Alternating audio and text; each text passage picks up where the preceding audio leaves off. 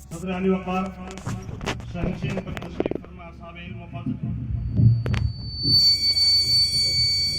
اور عزت معاد حامین،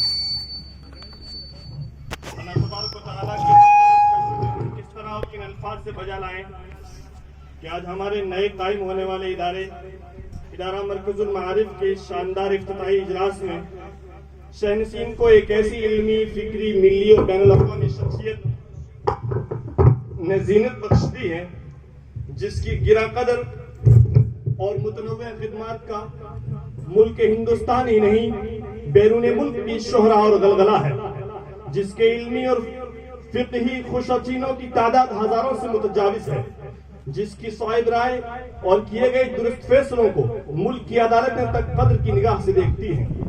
حکومتیں اور اس کے ادارے جسے متعدد سماجی اور تعلیمی مسائل سلجھانے میں اپنے ہاں مدعو کرتے ہیں، جسے دنیا بھر میں جدید فقہی مسائل کے حل کا مرجع اور منبع مانا جاتا ہے، اور جو نئے ملی اور فقہی معاملات میں امت کے لیے اس وقت ایک شمع فروزاں اور مینارۂ نور کی حیثیت رکھتی ہے۔ داغ دہلوی کا یہ شعر آپ سے بہتر کس شخصیت سے چسپاں ہو سکتا ہے؟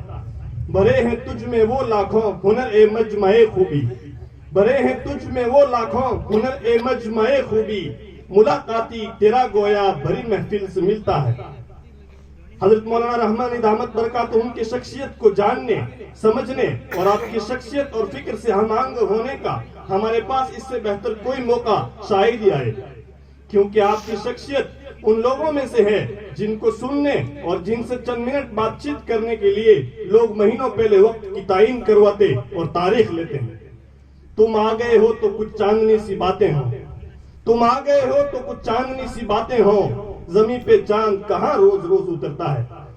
مفکر اسلام اور فقیہ العصر حضرت الاستاذ جناب مولانا خالد سیف اللہ رحمانی صاحب دامت برکاتہم آسمان علم و دانش، فکر و عمل اور قرطاس و قلم کے ایک درخشندہ ستارے رہے ہیں، جن سے شب تاریخ میں ہزاروں لاکھوں مسافرین راہیاب ہوئے ہیں اور ہو رہے ہیں۔ فیاضی قدرت نے آپ کو اتنی گوناگو اور متنوع صلاحیتوں سے مالا مال کیا ہے جن کا ایک شخص میں جمع ہونا خال ہی کہیں دیکھنے میں آتا ہے۔ یہی وجہ ہے کہ اس وقت ملت اسلامیہ ہندیہ کے سرکردہ اور سب سے طاقتور متحدہ محاذ all India Muslim personal law board نے آپ کو اپنا سیکریٹری اور ترجمان مقرر کیا ہے۔ پچھلے کچھ عرصے میں بورڈ کو اندرونی اور بیرونی مختلف چیلنجز کا سامنا رہا ہے۔ حضرت مولانا نے اس سلسلے میں ایک نہایت شفاف، معتدل اور امانتدارانہ کردار کا مظاہرہ کرتے ہوئے ہر داخلی چپکلش کو بھی سلجھایا اور عدالت عظمیٰ یعنی سپریم کورٹ میں زیر سماعت 3 طلاق اور بابری مسجد ایسے فیصلوں میں مسلم فریق کے وکلاء کو بہت مضبوط دلائل فراہم کیے۔ ان کے سامنے انتہائی پیچیدہ فقہی مباحث کو سہل ترین انداز میں سمجھایا اور اپنی طرف سے ان قضیوں کی پیروی میں کوئی کمی نہیں رکھی۔ یہ الگ بات ہے کہ بدلتی ہے جب ظالم کی نیت نہیں کام آتی دلیل اور حجت۔ ملک کی سطح پر نئے فقہی اور شرعی مسائل کے حل اور ان پر غور و خوض کے لیے اب تک کی سب سے کامیاب اور خوبصورت تنظیمی کوشش اسلامک فقہ اکیڈمی انڈیا آپ کے عام محترم اور ماضی قریب کی ملی اور فقہی تاریخ کا ایک انتہائی قابل قدر نام یعنی حضرت اقدس جناب قاضی مجاہد الاسلام رحمۃ اللہ علیہ کے خوابوں کا گلشن ہے، جن کی اپنی تاریخ ہے، جس کا اپنا تابناک ماضی عزیز سے بھرپور حال اور روشن مستقبل ہے۔ حضرت قاضی صاحب نے اسے جہاں چھوڑا تھا حضرت مولانا رحمانی دامت برکاتہم نے اس کو اپنی نگہبانی میں اسی روانی اور تابانی سے نہ صرف جاری رکھا بلکہ پروان چڑھایا۔ نئے مسائل کے حل کے لیے دنیا بھر کی سرکردہ فقہ اکیڈمیاں شیخ رحمانی کی ماتحتی اور دیکھ ریکھ میں چل رہے اس ادارے کی جانب رجوع ہوتی ہے۔ اکیڈمی نے سینکڑوں فکری اور فقہی عنوانات پر سیمینار منعقد کیے ہیں، جن میں ملک کی چیدہ تعلیم گاہوں سے سربراہ ارباب فقہ و فتاوی سر جوڑ کر نئے مسائل کے متعلق اپنی تحقیقات پیش کرتے ہیں۔ جہاں تک آپ کی تعلیمی اور تدریسی خدمات کا تعلق ہے تو آپ پچھلے تقریباً 50 سال سے اس میدان کے شہسوار ہیں۔ دارالعلوم سبیل السلام حیدرآباد کے 22-23 سالہ دور تدریس میں آپ نے درس نظامی کی تقریباً سبھی کتابیں نہایت دلچسپی اور طریقہ تدریس میں بے مثال ندرت و ابتکار سے پڑھائیں۔ آپ کو خدا نے تربیت کا خاص ملکہ عطا فرمایا ہے۔ معمولی اور وسط طالب علم کو آپ کے حوصلہ افزا کلمات پر پرواز عطا کر دیتے ہیں۔ فضلائے مدارس کی تعلیم و تربیت کا خدا نے آپ کو خاص ملکہ اور گر عطا فرمایا ہے۔ اسی مقصد سے آپ نے 2000 میں دارالعلوم سبیل السلام سے علیحدہ ہو کر شہر حیدرآباد ہی میں شاندار دینی اور علمی ادارہ المعہد العالیہ الاسلامی قائم فرمایا۔ یہ تعلیم گاہ اپنے آپ میں مثالی ہے۔ فضلائے مدارس یہاں دارالعلوم دیوبند، دارالعلوم ندوۃ العلماء، مظاہر علوم سہارنپور سمیت یو پی، بہار، بنگال، آسام اور مہاراشٹر اور گجرات سمیت ملک کے تمام صوبوں سے آتے ہیں۔ فقہ و افتاء تو آپ کے یہاں کا مشہور معروف ہے ہی، عربی زبان و ادب، الدعوہ واللغہ، حدیث و تفسیر، بحث و تحقیق، تعمیر شخصیت اور صحافت و قیادت کی تدریب جیسے دسیوں مختلف تکمیلات اور کورسز بھی ماہر اور ہونہار اساتذہ کی نگرانی میں کروائی جاتے ہیں۔ وقفے سے زندگی کی مختلف حلقوں سے تعلق رکھنے والے ماہرین کو مدعو کر کے المعہد کے طلبہ کے سامنے ان کے محاضرات اور توسیعی خطابات و لیکچرز کا اہتمام کیا جاتا ہے۔ طلبہ سے منتخب موضوعات پر تحقیقی مقالات لکھوائے جاتے ہیں اور پھر انہیں سند تفویض کی جاتی ہے۔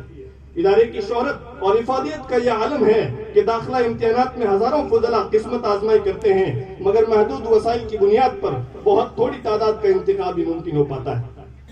حضرت مولانا دامت برکاتہم صرف علمی و قلمی تربیت پر اکتفا نہیں کرتے بلکہ اخلاقی و فکری تربیت پر بھی توجہ کرتے ہیں۔ نئے فضلہ میں عام طور پر مناظرانہ ذہن اور افراط و تفریق ہوتا ہے۔ آپ آہستہ آہستہ اس کو راہ اعتدال پر لاتے ہیں، ان کو بحث میں مناظرانہ اسلوب کے بجائے داعیانہ اسلوب اختیار کرنے کا خوگر بناتے ہیں، خود اختلاف رائے برداشت کرتے ہیں اور طلبہ میں بھی یہی ذہن پیدا کرتے ہیں۔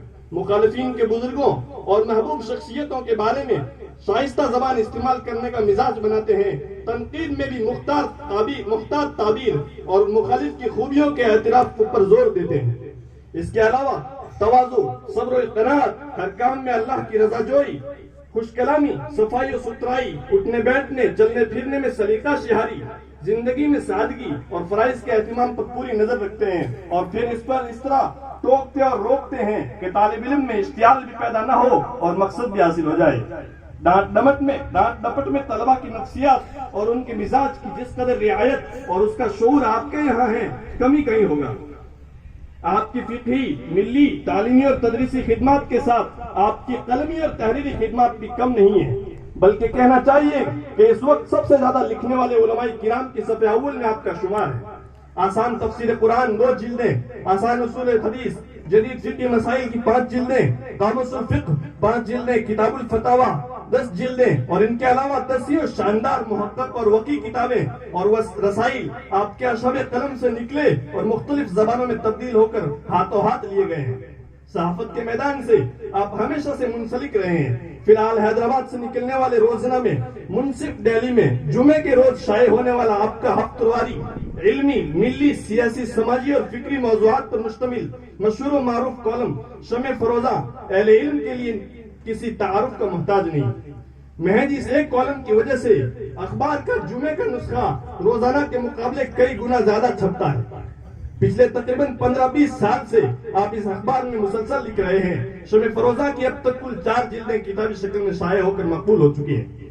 الغرض ایسی علمی، فکری، ملی اور عالمی شخصیت جس کا ایک ایک پل قیمتی اور نہایت منظم و منصوبہ بند طریقے سے استعمال ہوتا ہے، آج ہم بے پایا اور بے بضاعت لوگوں کی دعوت پر نہ صرف یہاں اور مرکز المعارف کے اس ابتدائی اجلاس میں تشریف لا کر ہم سب خدام اور علاقے کے عام و خاص کا حوصلہ بڑھایا، بلکہ اس ادارے کی سرپرستی کا بار قبول فرما کر ہمیں کام کرنے کی نہجیت اور روشن فکر عطا کی ہے۔ ساتھ ہی ہم نو آموزوں کی جماعت میں ایک نیا جذبہ اور امنگ جگائی ہے۔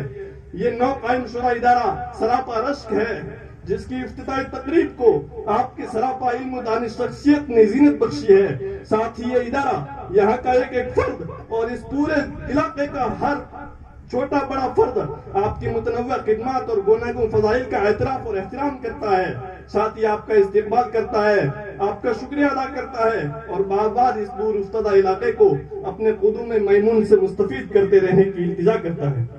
دعا ہے کہ اللہ آپ کے فیض کو اس دنیا کے آخری دن اور آخری انسان تک عام کرے، آپ کی عمر میں، صحت میں، توانائی میں برکت عطا فرمائے، آمین۔ یہ میرے دل کے احساسات تھے جن کا آج حضرت مولانا اور آپ تمام حاضرین کی موجودگی میں اظہار ہو گیا۔ امیر جمع ہے احباب حال دل کہہ لے، امیر جمع ہے احباب حال دل کہہ لے، پھر التفات دل دوستاں رہے نہ رہے۔ وآخر دعوانا الحمدللہ۔